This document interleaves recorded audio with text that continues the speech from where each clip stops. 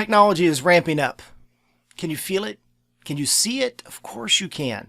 You can see it in the innovation in the technology. We're on the edge of something pretty exciting, I think. And if you think about the past 20 years, innovation and technology have not really done that much. Now, you might say, Scott, that's crazy. Of course, innovation technology has done a huge amount in the past 20 years. I would argue that beyond the smartphone, beyond the internet, technology hadn't done that much. The smartwatch is just an extension of the smartphone. The smartphone, yes, is a huge technological change. And the internet allows us all kinds of information. But what's coming in the next 5, 10, 20 years is going to far surpass what we've seen in the last 5, 10, 20 years. Do you have one of these smartphones right here? Is it transcribing everything you say? Is it recording everything you say like this phone? I would suggest that it is. We are the data feeding the machine in order for the technology, the artificial intelligence and the machine learning to take off. Is this a good thing or a bad thing? I don't know. I think there's room for both. So artificial intelligence and machine learning, what is that? They talk about it. I love to watch videos on this. I think it's fascinating. Artificial intelligence is sort of like a computer learning, very similar like a child does. But it has to have data, it has to have information. So they're feeding the information into these very sophisticated computer programs, and the computer programs don't have a predetermined outcome. Its simple task is to learn from the data and draw conclusions from that data that is not pre-programmed. Some of it's pre-programmed, some of it's not. That's the machine learning part of it. That's the artificial intelligence part of it. So what about the Internet of Things? The Internet of Things is simply the world connected to the internet, and that stuff in the world connected to itself. And so you can already see this in smart home technology. So your light bulbs, your power outlets, your heating and cooling system is connected to the internet, and you can control that. You can control those things. But think about that expanded, everything, every physical object connected to the internet. The peas and the potatoes that you eat, the car that you drive is an obvious one, but other stuff, little stuff, obscure stuff connected to the internet, what is that going to do? What's the ramifications for that? Some of that, a lot of that, is just data. The machine needs the information. The machine needs the data. The machine needs to be hooked up to the tree in your front yard to know how that grows and why it grows and in what manner it grows. That's the Internet of Things. Now, to make the Internet of Things work, you have to have 5G. You have to have 6G. That is simply the mechanism to transfer the information. It's not fast enough at 4G to transfer that information. We have to have 5G in place, 6G, and so on to transfer the information that the Internet of Things is going to provide to the system. This is where the innovation is going to happen. There's things being put in place that I don't think the people who are creating these artificial intelligence, machine learning tools know the ramifications of. They can't. They can't know what this is going to bring.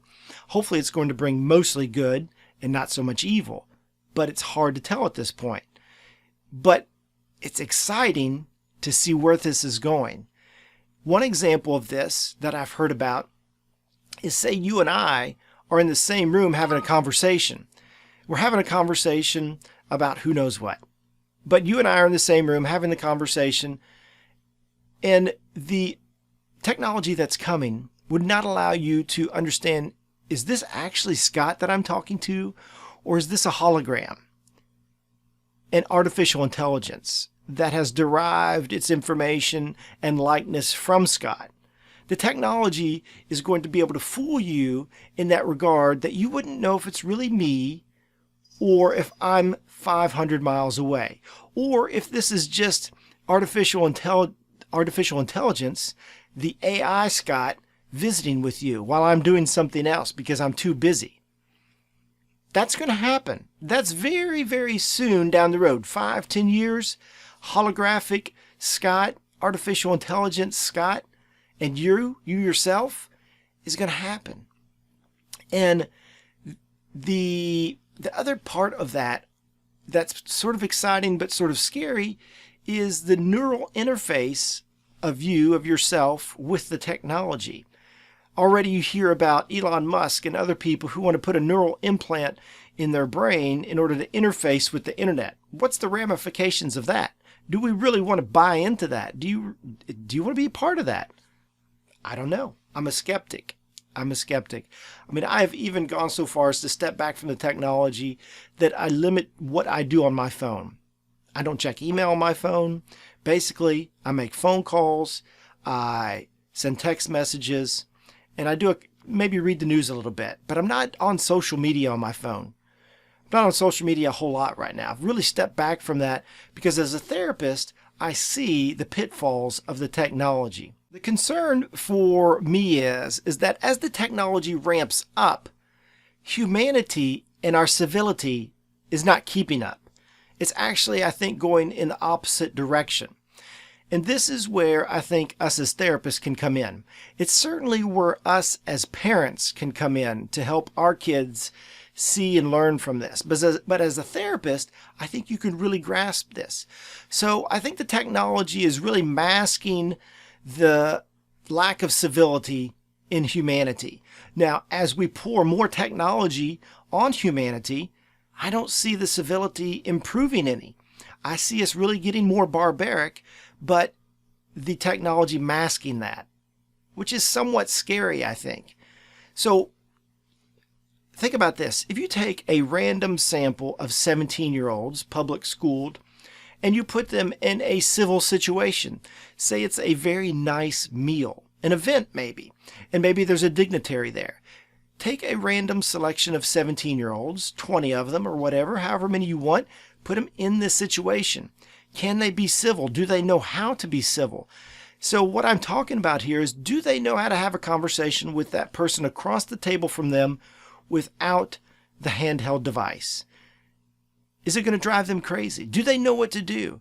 Do they know how to actually eat the food placed in front of them in a civil way? Do they know how to treat that dignitary who is visiting that room? Do they know how to carry on a conversation? Are they awkward? Is it going to drive them crazy? Are they even going to be attracted to attend an event like that? No, I'm just going to stay home, check out the Instagram. I got to check out this live feed from this guy doing this video game today. They're not even interested and engaged in that, I don't think. I think they find it boring. So what happens with the future of humanity when it all comes down to technology? The technology is essentially right now screens, whether it be 4K, 8K, 250K. I don't care. Most of it is screen time. I think that's going to ramp up, like I said, with holograms, with the Internet of Things, with being able to interact physically with some things in our environment, but the technology really decreases our ability in how we interact with the world. If we're only interacting with a 4 by 6 inch screen in this little motion right here, swiping right or left, watching videos, technically we're all seeing the world and engaging in the world in the same way. It's very limited. And so when I sit in an IEP meeting at a school and I'm talking to a parent about how to improve their child's ability at school, I mention 3 things: run, jump, climb. It's the experience that we have with the world. I would also, you could probably include a 4th one of touch. We need to touch, we need to run, jump, and climb, especially kids. They need to have that movement through space to improve and build their brain. Kids aren't getting that. You and I are not getting that. We're experiencing the world in the same way with the technology. And it's making us devolve as a society. I would argue that the technology makes us devolve into a lot of it's impurity, a lot of it is uncivility. You know, we're on social media, on Twitter, Instagram, whatever, and we're just hacking people down.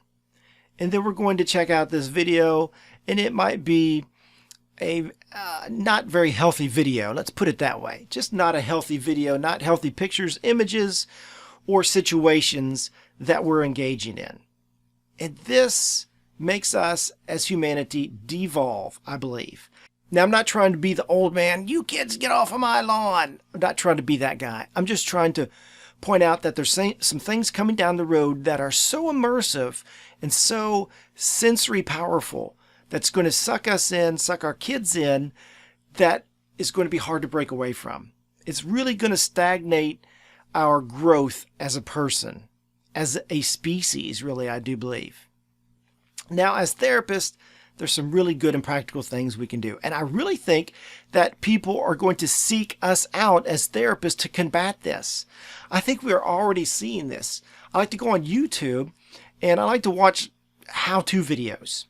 So right now I'm planting my garden because as a therapist, I see this as a very real thing that I can do to engage with the world at a very sensory level. And just to grow things out of the ground, I think is so cool that I can take this little seed and it's going to grow a plant, something that I can eat. I don't know. Something about that is very cool to me. Maybe because I'm on the technology most of the day. But I really think that therapists can market themselves to those who are so immersed in the technology that they're going to figure out, maybe this isn't the most healthy thing for me or my children. Maybe my children could be smarter if they were not engaged with the technology all the time. Who can help me with this? Because here's what I see. Parents, caregivers like to farm out the care of their children. I don't think that's a healthy thing at all, but that's the reality of it. Can you teach my kid this task? Can you teach my kids how to play music, how to do gymnastics? Can you help my kid read? Instead of just reading to their kid themselves, they want to farm all that out. I'm not saying that all this is a bad thing. I'm saying it's overdone. I'm saying that's overdone, okay? So what can we as therapists do? How can we market ourselves to this potential market? I think first we have to point out the difficulties with the technology. People are going to get it, I think. People are going to get that. I think also we can start creating innovation of how to maybe merge the technology with a real physical activity. I'm not going to drop any ideas here right now, but I think that that's a perfect place for a therapist to be, to help the technology bridge that with the physical real world. It's the Internet of Things. Can we capitalize on that as therapists? Can we help those who we would treat with that idea? But then also real world activities, board games, real play with real objects. Just like I mentioned, planting a garden. That's a real activity that therapists can engage in with their clients, with their potential clients. And I think there's a real space. I think there's a real need right there. So that's where I'm challenging you as therapists to engage our future therapy. Point out the pitfalls with the technology, merge the technology with real world activities, and then to totally break away sometimes from the technology. A lot of this is about accountability. Can we help our clients be accountable to what we're assigning them with their goals to break away from the technology, with their goals to have a healthy interface with the technology? How are we going to help them be accountable with that? That's a therapist's role. That's a niche for you as a therapist in private practice, I believe. So I have a webinar coming up on how to start a therapy practice. So if you go to startatherapypractice.com/webinars, you can sign up for that free webinar. Also have what I call the Academy of Private Practice. If you're interested in private practice, it's mentoring, it's community because there's other practice owners in there, and it's also lessons in one-on-one interaction with me. So go to startatherapypractice.com/academy. You can get more about that. If you have questions about that, email me. It's scott@startatherapypractice.com. And until next time, Godspeed to you in your practice.